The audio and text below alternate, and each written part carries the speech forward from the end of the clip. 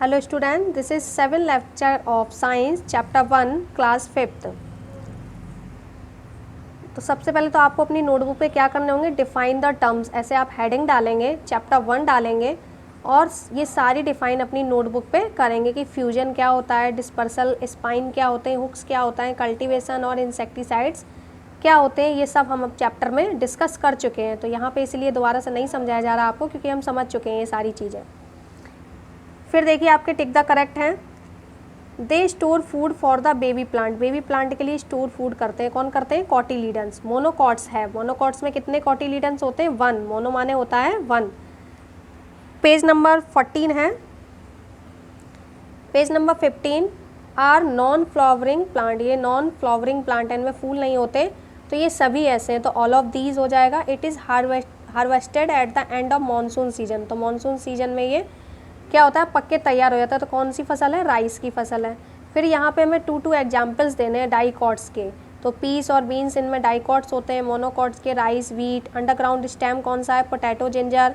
Seeds dispersed by water, पानी के द्वारा कौन से बीज बिखरते हैं, कोकोनट एंड लोटस के। हवा के द्वारा कौन से, मैपल एंड कॉटन। तो राइट डिफरेंस बिटवीन, डिफरेंस लिखना है, ये 2 आप काट दीजिएगा क्योंकि यहाँ पे इतनी जगह नहीं है कि 2 हो जाए, तो केवल राइट डिफरेंस बिटवीन हो जाएगा आपका। रवि एंड खरीफ क्रॉप में फसल हमें क्या लिखना है, डिफरेंस लिखना है। तो rabi crops grown in winter season while kharif crops grown in summer season. तो रवि क्रॉप विंटर सीजन में होती है, खरीफ क्रॉप कब होती है, समर में। Seed code and seed leaves क्या होती हैं, seed code is the hard outer covering which protect the seeds while seed leaves store food for baby plant. पीछे भी आपके यहाँ पे है, ये बताने कि ये प्लांट कैसे उगते हैं, तो बाई स्टेम और बाई फ्रूट्स के द्वारा। तो मैंगो का दोनों के द्वारा होता है, बाई स्टेम और बाई फ्रूट्स के द्वारा भी। ब्रायोफिल्लम बाई लीफ के द्वारा होता है, रोज़ स्टेम से हो जाता है, शुगर कैन स्टेम से, लिली भी स्टेम से और स्वीट पोटैटो रूट के द्वारा उगता है। तो हमें ये बताने कि प्लांट कैसे उगते हैं। पेज नंबर 17 पे भी थोड़ा आपका एक्स्ट्रा लिखा है कि राहुल को क्या है, रेमोटिज्म है, उनकी दादी माँ ने उसको लेने को दिया, यानी गठिया की जब बीमारी होती है, जोड़े दर्द होते हैं, तो उसमें जिंजर जूस लेने को बोला जाता है। डायबिटीज़ होती है तो उसमें सिट्रस फ्रूट लेने को बोला जाता है। डैंड्रफ जब होता है तो मेथी के दानों के पानी को बालों में लगाते हैं। हाई ब्लड प्रेशर में हम क्या लेते हैं, गार्लिक यानी लहसुन।